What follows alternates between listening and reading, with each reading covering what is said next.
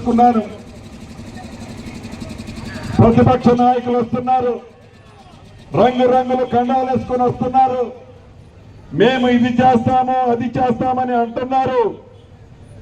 మీ డివిజన్లకి మీ ఓట్లకి వాళ్ళు వచ్చేటప్పుడు వాళ్ళు వచ్చిన తర్వాత మీరు అడగాల్సింది ఒక్కటే, మీరు ఎమ్మెల్యే హోదాలో చెప్తున్నారా, ఎంపీ హోదాలో చేస్తున్నట్టున్నారా, మంత్రి హోదాలో చేస్తున్నట్టున్నారా, లేకపోతే ఇంకా కలలో మీ దొరవారు ముఖ్యమంత్రి ఉన్నాడు చేస్తామని అనుకుంటున్నారా అని ఒక్కసారి నిగ్గదీయండి.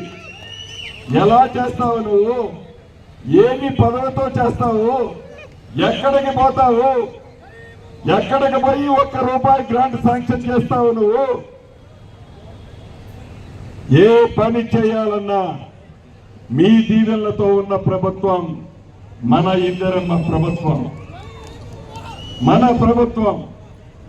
కాబట్టి సత్తుపల్లి ప్రజలు చాలా తెలివైన వాళ్ళు, అనుభవజ్ఞులు, అపారమైన అనుభవం ఉంది. వారికి తెలుసు అధికార పార్టీ ఏదైతే ఉందో ఈ అధికార పార్టీ చేస్తే తప్ప ఒక్క ఇల్లు రాదు, ఒక్క రోడ్డు రాదు, ఒక్క ఇళ్ల స్థలము రాదు. వాళ్ళు చేయగలిగేది గుండు సున్నా అన్నది వాళ్ళకి తెలుసు.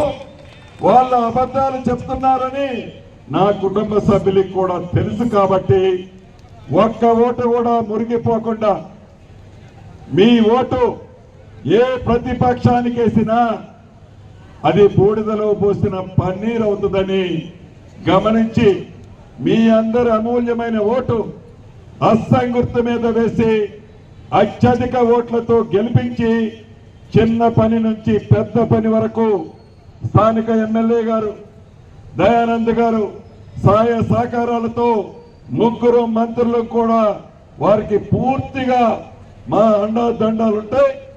కాబట్టి పూర్తి సహకారము గౌరవ ముఖ్యమంత్రి గారిది కూడా ఉంటుంది. అభివృద్ధిని వడివడిగా నడిపించాలి సత్తుపల్లి పట్టణంలో. అంటే మీ బోర్డు 23కు 23 కాంగ్రెస్ పార్టీ అభ్యర్థుల్ని ఆశీర్వదిస్తారని మనస్ఫూర్తిగా ఆశిస్తూ మీ అందరి దగ్గర సెలవు తీసుకుంటున్నాను. అదే రకంగా తెలుగుదేశం తమ్ముళ్ళు, వైఎస్ఆర్సీపీ తమ్ముళ్ళు మనస్ఫూర్తిగా కాంగ్రెస్ పార్టీ అభ్యర్థుల్ని గెలుపు కోసం ఆర్నిశలు కష్టపడుతున్నందుకు జనసేన మిత్రులు కూడా అందరూ తెలుగుదేశం, జనసేన, వైఎస్ఆర్సీపీ వాళ్ళందరూ కాంగ్రెస్ పార్టీ అభ్యర్థుల్ని మనస్ఫూర్తిగా దీవిస్తున్నందుకు మీ సీనన్నగా వారందరికీ శిరస్సు వంచి అభినందనలు, కృతజ్ఞతలు తెలుపుతూ సెలవు తీసుకుంటున్నాను.